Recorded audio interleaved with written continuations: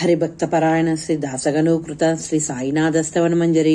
ఓం శ్రీ గణేశాయ నమః. ఓం సర్వదారా మయూరేశ్వర సర్వసాక్షి గౌరీ కుమార. ఓ అచింత్య లంబోదర శ్రీ గణపతి పాహి మాం. నీవు సకల గణాలకు ఆది ఈశ్వరుడు, అందుకే నిన్ను గణేశుడని అంటారు. సకల శాస్త్రాలు నిన్ను అంగీకరిస్తున్నాయి. మంగళ రూప బాలచంద్ర ఓ శారద వాగ్విలాసిని, నీవు పదాలను సృష్టించిన వాగీశ్వరివి. నీ అస్తిత్వం వలనే జగత్తులోని వ్యవహారాలు నడుస్తున్నాయి. నీవు గ్రంథకర్తల దేవతవు. నీవు దేశానికి ఎల్లప్పుడు భూషణానివి. అన్నిటి యందు నీ శక్తి అగాధం. జగదాంబ నీకు నమస్కారం. ఓ పూర్ణ బ్రహ్మ సాధు సజ్జన ప్రియ, ఓ సగుణ రూప పండరీనాథ కృపాసాగర పరమ దయామయ, ఓ పాండురంగ నరహరి, నీవు అందరినీ నడిపించే సూత్రధారివి. నీవు జగమంతటా వ్యాపించి ఉన్నావు. సకల శాస్త్రాలు నీ స్వరూపాన్ని పరిశోధిస్తున్నాయి. ఓ చక్రపాణి, నీవు పుస్తక జ్ఞానులకు అంతుపట్టవు. ఆ మూర్ఖులందరూ వాద వివాదాలు చేసేవారు. సాధువులు మాత్రమే నిన్ను తెలుసుకోగలరు. మిగతా వారు మౌనంగా ఉంటారు. నీకు సాధారణంగా నా సాష్టాంగ నమస్కారం. ఓ పంచభక్త శంకర కపాల మాలధారి నీలకంఠ దిగంబర ఓంకార రూప పశుపతి, నీ నామాన్ని స్మరించిన వారి ధైర్యం వెంటనే తొలగిపోతుంది. దూర్జటి, నీ నామం యొక్క మహిమ ఇటువంటిది.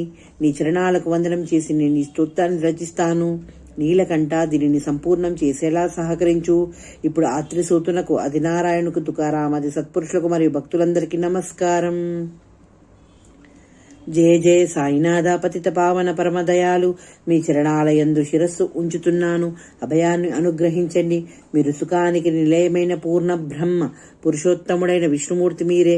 అర్ధనారీశ్వరుడు మదనాంతకుడు కూడా మీరే. మానవ శరీరాన్ని ధరించిన పరమేశ్వరుడు మీరు. జ్ఞానాకాశంలోని భాస్కరులు, దయాసాగరులు మీరు. భవరోగానికి ఔషధం మీరు. హీనులకు దీనులకు చింతామణి, భక్తులకు పవిత్ర గంగాజనం మీరు. ప్రపంచంలో మునిగిపోయే వారిని తరింపజేసే నౌక మీరు.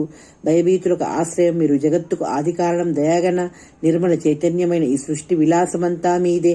మీరు జన్మరహితులు, మీకు మృత్యువు లేదు. బాగా పరిశోధిస్తే చివరకు ఇదే అవగతమవుతుంది. జనన మరణాలకు రెండు అజ్ఞానం వలన కలుగుతాయి.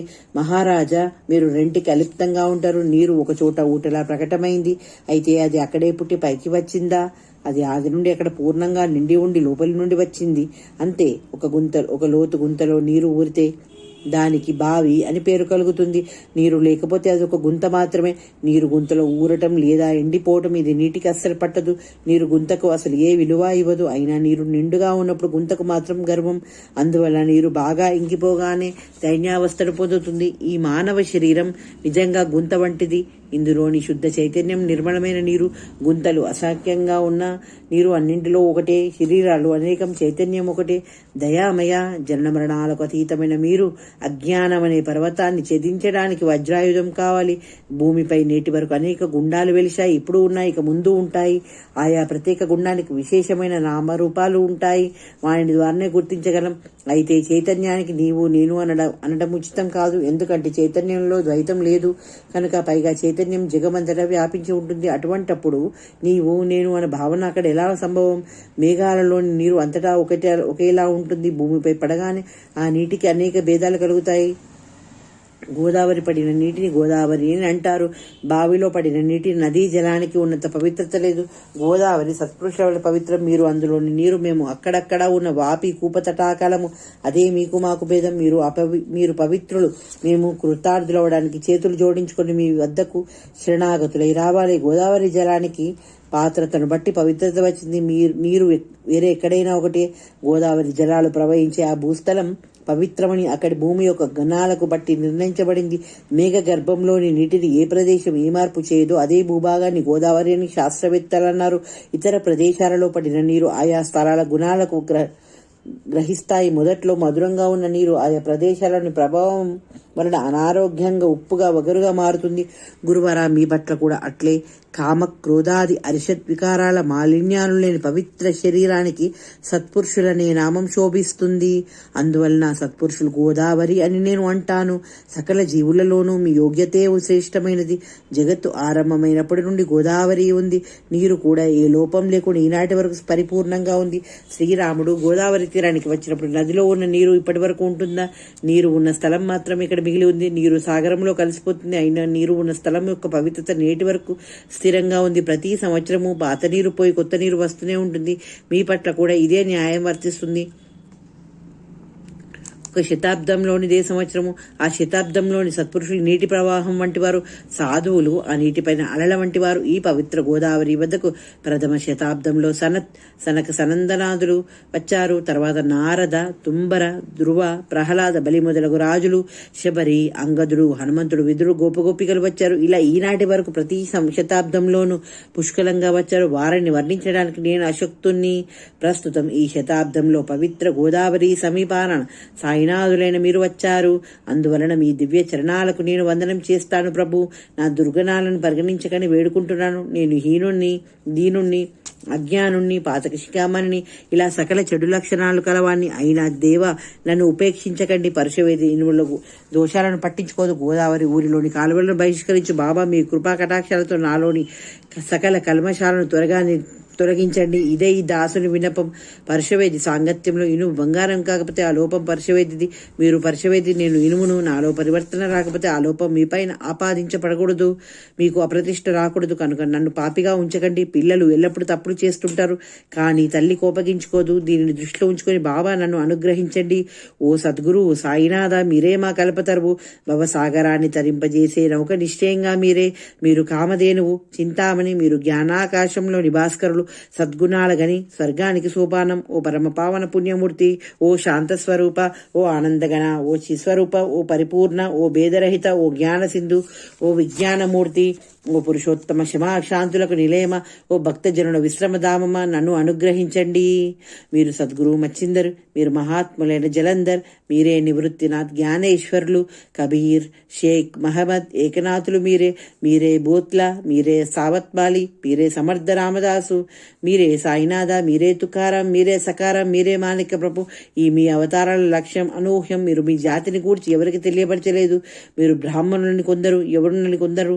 మీరు శ్రీకృష్ణు వల్లే మీరు బ్రాహ్మణులని కొందరు, ఎవరునని కొందరు అంటారు. మీరు శ్రీకృష్ణుని వల్లే లీలలు ప్రదర్శించారు. శ్రీకృష్ణుని ప్రజలు పలు రకాలుగా అన్నారు. కొందరు యుద్ధ కుల భూషుడని అన్నారు, కొందరు పశువుల కాపరేని అన్నారు. సుకుమార బాలుడని యశోద అన్నది, మహాకాలుడని కంసుడన్నాడు, ప్రేమమయుడని ఉద్ధవుడంటే, జ్ఞానశ్రేష్ఠుడని అర్జునుడన్నాడు. అదే విధంగా ఈ విధంగా గురుదేవ, ప్రజలు మిమ్మల్ని వారి వారి మనసులకు తోచినట్లు భావిస్తారు. మీ నివాస స్థానం మసీదు మీ చెవులు కుట్టి ఉండేవి. మీరు పాటించిన మహమ్మదీల నైవేద్య పద్ధతులు చూచి ప్రజలు మిమ్మల్ని ముసల్మాన్ అని తలిచారు. కానీ దయగన మీ అగ్ని ఆరాధనను గని మీరు హిందూ అని మా మనసులకు నిశ్చయమైంది. ఇవి వ్యవహారిక భేదాలలో తార్కికులు తర్జన భర్జనలు చేస్తారు, కానీ జిజ్ఞాసులు, భక్తులు వీటిని పట్టించుకోరు. మీది పరబ్రహ్మ స్థితి. జాతి మతాలు మీకు వర్తించవు. మీరు అందరికీ గురుమూర్తి. మీరు ఆదికారణులు. హిందూ ముసల్మానుల వైరాభవం ఉన్నది. వారిలోని ఐక్యతను కలిగించడానికి, భక్తులకు మీ లీలను చూపించడానికి మీరు మసీదులో ఉన్న అగ్ని ఆరాధనను చేపట్టారు. మీరు జాతి మతాలకు అతీతమైన సాక్షాత్ సద్వస్తు పరబ్రహ్మ. అందువల్ల మీరు తర్కానికి అంతు చిక్కరు. తర్క వితర్కాల గుర్రపు స్వారి మీ వద్ద నిల్వజాలదు. అటువంటప్పుడు నా మాటలు నిల్వగలవా? అయినా మిమ్మల్ని చూచి నేను మౌనంగా ఉండలేను. కారణం, వ్యవహారంలో స్తుతించడానికి సాహిత్యంలోని మాటలే సాధనలు. అందువల్ల మీ అనుగ్రహంతో సాధ్యమైనంత వరకు ఎల్లప్పుడూ వర్ణిస్తుంటాను. సత్పురుషుల ఘనత గొప్పది, దేవతల కంటే కూడా అధికం. ఎందుకంటే సత్పురుషుల వద్ద నాని అన్న భేదభావాలుండవు. హిరణ్య కశపుడు, రావణుడు దేవుని ద్వేషించడం వల్ల వధింపబడ్డాడు. అలా సత్పురుషుల చేతిలో వధింపబడు వారు ఒక్కరైనా లేరు. గోపీచంద్రుడు జలంధరుడు పెంటకప్పులో పాతిపెట్టినప్పుడు ఆ మహాత్మునికి దుఃఖం కలగలేదు సరికదా. పైపచ్చు ఆ రాజును ఉద్ధరించి చిరంజీవిగా మార్చాడు. ఇటువంటి సత్పురుషుల మహిమలు ఎంతని వర్ణించగలను? సత్పురుషులు సూర్యనారాయణుని వంటి వారు. వారి కృప జ్ఞాన ప్రకాశం. వారు చల్లటి సుఖాన్నిచ్చే చంద్రుని వంటి వారు. వారి కరుణ వెన్నెల వెలుగు. సత్పురుషులు కస్తూరి వంటి వారు. వారి కృప పరిమళం వంటిది. సత్పురుషులు చెరుకు రసం వంటి వారు. వారి కృప మధురం. సత్పురుషులు దుష్టుల పట్ల, శిష్టుల పట్ల సమాన దృష్టి కలిగి ఉంటారు. అంతేకాదు, పాపుల పట్ల వారికి ప్రీతి ఎక్కువ. గోదావరి జలంలో శుభ్రపరచడానికి 12 వస్త్రాలే వస్తాయి. శుభ్రమైన బట్టలు గోదావరికి దూరంగా పెట్టెలోనే ఉంటాయి. పెట్టెలోని బట్టలు కూడా ఒకప్పుడు శుభ్రపరచడానికి గోదావరికి వచ్చినవే. ఇక్కడ ఆ పెట్టే వైకుంఠం. మీరు గోదావరి శ్రద్ధ స్నానఘట్టం. జీవాత్మలే వస్త్రాలు. వాణి మాలిన్యం షడ్వికారాలు. మీ పాదదర్శనమే గోదావరి స్థానం. మీరు మా సకల మాలిన్యాలను తొలగించి నిర్మలంగా చేయగల సమర్థులు. మేము ఈ ప్రపంచంలో మాటిమాటికి మలినమైపోతున్నాము. అందువలన సత్పురుషుల సందర్శనం అవసరం. గోదావరిలో నీరు పుష్కలంగా ఉండి ఆ నీటిలో శుభ్రపరచడానికి తెచ్చిన మలిన వస్త్రాలు శుభ్రం కాకుండా అక్కడే స్నానఘట్టాలపై ఉండిపోతే అది గోదావరికి అప్రతిష్ట కదా. మీరు చలని నీడనిచ్చే వృక్షం మేము. తాపత్రయాలని తీవ్ర ఎండబాధకు మండిపోతున్న బాటసారులం. ఓ గురువర్య, కరుణామయ్య, మమ్మ ఈ తాపత్రయాల నుండి రక్షించండి. చల్లటి నీడ వంటి మీ కృప లోకోత్తరమైనది. నీడ కోసం ఒక వృక్షం కింద కూర్చున్నప్పుడు పైనుండి ఎండవేట తగులుతుంటే ఈ వృక్షాన్ని నీడనిచ్చే చెట్టు అని ఎవరంటారు? మీ కృప లేకుండా ఈ ప్రపంచంలో బాగుపడడం జరగదు. ధర్మస్థాపన కొరకు అర్జునునికి శ్రీకృష్ణుడు శకునిగా లభించాడు. సుగ్రీవుని కృపతో విభీషణునికి శ్రీరామచంద్ర ప్రభు లభించాడు. సత్పురుషుల వలనే భగవంతునికి ఘనత. వేద శాస్త్రాలు వర్ణించలేని నిరాకార నిర్గుణ పరబ్రహ్మను సగుణ సాకార రూపంలో భూమిపైకి అవతరింపజేసేది సత్పురుషులే. రుక్మిణి వల్లభుడైన వైకుంఠపతియకు శ్రీకృష్ణుని దామాజీ మాలవాణిగా చేశాడు. చెకోబా జగన్నాథునితో పశువుల పిషవాలను మోయించాడు. సత్పురుషుల మహిమలను ఎరిగి శ్రీహరి సక్కుబాయి ఇంట నీళ్లు మోసాడు. నిజంగా సత్పురుషులు సచ్చిదానంద పరమాత్మను శాసించగలరు. ఇంకా అధికంగా చెప్పవలసిన అవసరం లేదు. సాయినాథ, షిరిడీ గ్రామ నివాసి, మీరే మా తల్లి తండ్రి బాబా, మీ లీలలు నిజంగా ఎవరికి అంతుపట్టవు. అటువంటప్పుడు పామరుడైన నా వాక్కుకు మీ లీలలను వర్ణించే సాధ్యమా? జడుల వంటి జీవులను ఉద్ధరించడానికి మీరు షిరిడీ వచ్చారు. ప్రమిదలలో నీరు పోసి దీపాలను వెలిగించారు. మూరెడు వెడల్పు గల చెక్క పలకడు మంచంలా పైన చూరుకు వేలాడగట్టి దానిపై క్షీణించి భక్తులకు మీ యోగా శక్తి సామర్థ్యాన్ని తెలియజేశారు. మీరు అనేకులకు సంతానాన్ని అనుగ్రహించారు. విభూతిని ప్రసాదించి అనేకుల రోగాలను పోగొట్టారు. ఐహిక కష్టాలను తొలగించడం మీకు అశక్యం కాదు. గజరాజుకు చీమ బరువా? గురుదేవ, దీనులను కరుణించండి. మీ చరణాలకు శరణు చచ్చిన నన్ను వెనుకకు నెట్టవేయకండి. మీరు మహారాజులకు మహారాజు, కుబేరులకు కుబేరులు, వైద్యులకు వైద్యులు. నిశ్చయంగా మీకంటే శ్రేష్ఠులెవరూ లేరు. ఇతర దేవతల పూజకు విశేషమైన పూజా సామాగ్రి, ప్రత్యేక పూజా విధానం అవసరం. కానీ మీ పూజకు జగత్తులో విశిష్టమైన వస్తువు ఏదీ లేదు. సూర్యుని ఇంటిలో దీపావళి పండుగ వచ్చినట్లయితే ఏ ద్రవ్యాలతో ఈ పండుగను జరుపుకుంటారు? సాగరం యొక్క దప్పికను తీర్చడానికి ఈ భూమిపై నీరు లేదు. అగ్నిని రగల్చడానికి నిప్పు ఎక్కడి నుండి తేవాలి? గురుదేవ, శ్రీ సాయి సమర్థ, పూజ చేసే వస్తువులని ఆది నుండి మీ ఆత్మ యొక్క అంశాలు. ఈ మాటలన్నీ తత్వదృష్టితో ఊరికే చెప్పటమే కాని పరమాత్మ తత్వం ఇంకా పట్టుబడలేదు. అందువల్ల అనుభవ జ్ఞానం లేకుండా చెప్పే మాటలు నిరర్ధకం. మీ పూజను వ్యవహారికంగా చేయటానికైనా నాకు సామర్థ్యం లేదు. అందువలన గురుదేవ, అనేక కల్పలతో మీ పూజ చేస్తాను. దయామయ, ఈ దాసుని యొక్క పూజను స్వీకరించండి. ఇక ప్రేమాశ్రువులతో మీ చరణాలను ప్రక్షాళన చేస్తాను. సద్భక్తి అనే చందనాన్ని రాస్తాను. శబ్దాలంకారాల కఫిని సమర్పిస్తాను. ప్రేమ భావాల సుమమాలను మీ కంఠానికి అలంకరిస్తాను. నా దుర్గణాలను రూపంగా దహింపజేస్తాను. అవి చెడు ద్రవ్యాలే అయినా వాని నుండి చెడు వాసనలు రావటం లేదు. ధూప ద్రవ్యాలు సద్గురు వద్ద కాక ఇతరత్ర ఎక్కడ కాల్చినా ఆ ధూప ద్రవ్యాల నుండి వెలువడే వాసనలు అలాగే ఉంటాయి. ధూప ద్రవ్యాలు అగ్నిని తాకగానే తక్షణం మాని సువాసనలు వెలువడతాయి. మీ వద్ద వ్యతిరేకంగా జరుగుతుంది. మాలిన్యాలు అగ్నియుకాలపై సద్గుణాల పరిమళం ప్రపంచానికి తెలిసేలా మిగిలి ఉంటుంది. గంగా జలంలోని మురికి పోగానే నీరు నిర్మలమవటం సహజం. మనసులోని మాలిన్యం పోయి మనసు నిర్మలమవుతుంది. గురుదేవా, నేను మాయామోహాలని దీపాలను వెలిగిస్తాను. దాని వలన వైరాగ్య ప్రభలను లాభంగా పొందేలా అనుగ్రహించండి. మీరు ఆసీనులవటానికి శుద్ధమైన శ్రద్ధ అనే సింహాసనాన్ని అర్పిస్తాను. దానిపై విరాజమానులై భక్తి నైవేద్యాన్ని స్వీకరించండి. ఈ భక్తి నైవేద్యాన్ని మీరు సేవించి భక్తి రసాన్ని నాకు ఇవ్వండి. ఎందుకంటే నేను మీ బిడ్డను కనుక మీ బోధామృత రసాన్ని పానం చేసే అధికారం నాకు ఉన్నది. నా మనసును మీకు దక్షిణగా సమర్పించుకుంటున్నాను. దానివల్ల నాకు ఎటువంటి కర్తృత్వ భావం ఉండదు. ఇక ప్రార్థనాపూర్వకంగా సాష్టాంగదండ ప్రణామాలు చేస్తాను. స్వీకరించండి. పుణ్యశ్లోక సాయినాథ. ప్రార్థనాష్టకం. శాంతచిత్త మహాప్రజ్ఞ సాయినాథ దయాగణ, దయాసింధు సస్వరూప, మాయాంధకారాన్ని నాశనం చేసేవాడ, జాతి మత గోత్రాతీత సిద్ధ అచింత్య, కరుణాలయ పాహిమాం సాయినాథ. షిరిడీ గ్రామ నివాసి శ్రీ జ్ఞాన భాస్కర, జ్ఞానదాత, సర్వమంగళ కారక, భక్తాచిత్త మరాళ, శరణాగత రక్షక. మీరు సృష్టికర్త బ్రహ్మ, మీరు పాలనకర్త విష్ణుమూర్తి. త్రిలోకాలను లయం చేసే మహేశ్వరులు మీరే. ఈ పృథ్వీతలమందు మీరు లేని చోటంటూ ఉంటుందా సాయినాథ? మీరు సర్వజ్ఞులు, సర్వ హృదయాలలోనూ ఉన్నారు. మా సర్వాపరాధాలను క్షమించండి. మీరు ఆవు, నేను లేగదూడను. మీరు చంద్రుడు, నేను చంద్రకాంతమణిని. గంగానది రూపమైన మీ పాదాలను ఈ దాసుడు సాధారణంగా నమస్కరిస్తున్నాడు. నా శిరస్సుపై మీ కృపాహాస్తాన్ని ఉంచండి. మీ దాసుడైన ఈ గనుని చింతలను, దుఃఖాలను నివారించండి. ఈ ప్రార్థనాష్టకంతో మీకు సాష్టాంగ నమస్కారం చేస్తున్నాను. మా పాప తాప దైన్యాలను త్వరగా నివారించండి. మీరు ఆవు, నేను దూడను. మీరు మా తల్లి, నేను మీ బిడ్డను. నా విషయంలో మీ మనసున కాఠిన్యత వహించకండి. మీరు మలయగిరి చందనం, నేను ముళ్ళపొదను. మీరు పవిత్ర గోదావరి నీరు, నేను మహాపాతకుణ్ణి. మీ దర్శనమయ్యాక కూడా నా మనోమాలిన్యాలు తొలగిపోక ఇంకా ఉంటే మిమ్మల్ని చంద్రముని ఎవరంటారు?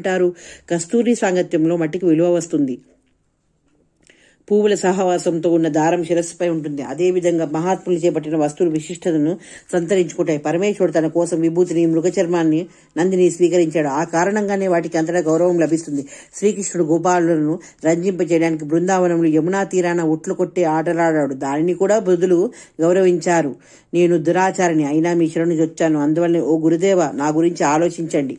ఐహిక లేక పారమార్థిక వస్తువులు ఏవి నా మనసును సుఖమనిపిస్తాయి వాటిని ప్రసాదించండి గురుదేవ. నా మనసును నిగ్రహించుకునేలా మీరు అనుగ్రహించండి. సముద్రపు నీరు తీయగా మారితే ఉప్పు నీటికి భీతి చెందిన అవసరం లేదు కదా. సాగరాన్ని మధురంగా మార్చగల సామర్థ్యం మీకున్నది. అందువలన దాసగను ఈ కోరికను మన్నించండి. నాలో ఉన్న లోపాలన్నీ మీవే. మీరు సిద్ధులకు రాజు, మీకు లోపాలు తగవు. ఇంకా అధికంగా ఏం మాట్లాడను? మీరే మాకు ఆధారం. తల్లి ఒడిలో ఉన్న బిడ్డకు నిర్భయం సహజం కదా. ఈ స్తోత్రాన్ని ఎవరైతే భక్తితో పఠిస్తారో వారి కోరికలను మీరే తీర్చాలి మహాప్రభు. ఈ స్తోత్రానికి మీ ఆశీర్వచనం ఎల్లప్పుడూ ఉండాలి. ఒక సంవత్సరంలో పాఠకులు త్రితాపాలు తొలగిపోవాలి. శుచీర్భూతులై తమ మనసులోని శుద్ధమైన భక్తి భావంతో నిత్యం ఈ స్తోత్రాన్ని పఠించాలి. ఇది వీలు పడకపోతే ప్రతి గురువారమైన సద్గురుమూర్తిని మనసును ధ్యానించి పఠించాలి. ఇది కూడా వీలు కాకపోతే ప్రతి ఏకాదశి రోజున ఈ స్తోత్రాన్ని పఠించి దీని ప్రభావాన్ని గ్రహించండి. భక్తులారా, ఈ స్తోత్రాన్ని పఠించి వారి ఐహికమైన కోరికలను గురుదేవులు వెంటనే తీర్చి వారికి ఉత్తమ గతిని ప్రసాదిస్తారు. ఈ స్తోత్ర పారాయణంతో మందబుద్ధులు బుద్ధిమంతులు అవుతారు. అల్పాయుష్యులు శతాయుష్యులవుతారు. ఈ స్తోత్రాన్ని పఠిస్తే ధనహీనుల ఇంటికి కుబేరుడు వస్తాడు. ఇది మమ్మూటికి సత్యం. ఈ స్తోత్రాన్ని పఠిస్తే సంతానహీనులకు సంతానం కలుగుతుంది మరియు సకల రోగాలు నలుదిశలా పారిపోతాయి. నిత్యం ఈ స్తోత్రాన్ని పారాయణం చేయడం వలన చింతలు, భయాలు తొలగి గౌరవ మర్యాదలు అభివృద్ధి చెందుతాయి. అవినాశియగు పరబ్రహ్మను తెలుసుకుంటారు. కనుక బుద్ధిమంతులారా, మీ మనసులో ఈ స్తోత్రమందు విశ్వాసం ఉంచండి. తర్క వితర్కాలని, చెడు ఆలోచనలకు అసలు చోటివ్వకండి. షిరిడి క్షేత్ర యాత్రను చేయండి. మనసును బాబా పాదాల యందు లగ్నం చేయండి. భక్త కామ కల్ప ధ్రువమైన సాయి అనాథులకు ఆశ్రయం. వారి ప్రేరణ వలన నేను ఈ స్తోత్రాన్ని రచించాను. లేకపోతే పామరుణ్ణైన నాకు ఇటువంటి రచన ఎలా సాధ్యం? శకం సంవత్సరం 1840 భాద్రపద శుక్లపక్షంలో, అంటే 9/9/1918 వినాయక చవితి సోమవారం రోజు సూర్యోదయం అయ్యాక మహేశ్వర్ వద్ద పవిత్ర నర్మదా నదీ తీరాన శ్రీ అహల్యాదేవి సమాధి వద్ద శ్రీ సాయినాథ స్తవరమంజరి సమాప్తి అయ్యింది. మహేశ్వర్ క్షేత్రమందు సంపూర్ణమైన ఈ స్తోత్రంలోని ప్రతి పదాన్ని శ్రీ సాయినాథుడు నా మనసులో ప్రవేశించి పలికించారు. శిష్యుడు దామోదరుడు రాసిపెట్టాడు. దాసగనుడైన నేను సాధు సత్పురుషులందరికీ దాసుడను. స్వస్తి. శ్రీ సాయినాథ స్తవరమంజరి భవసాగర తారకం కావాలి. పాండురంగా దీనినే దాసగను అత్యాదరంగా విన్నవించుకుంటున్నాడు. శ్రీ హరిహరార్పణమస్తు. శుభం భవతు. పుండరీకా వరద హరి విఠల్. సీతాకాంత స్మరణ. జయ జయ రామ. పార్వతీపతే హర హర మహాదేవ. శ్రీ సద్గురు సాయినాథ్ మహారాజ్ కీ జయ. శ్రీ సద్గురు సాయినాథార్పణమస్తు. శుభం భవతు. శుభం భవతు. జై సాయినాథ్. జై సాయిరామ్. సమస్తలోకా సుఖినో భవంతు. ఓం సాయి.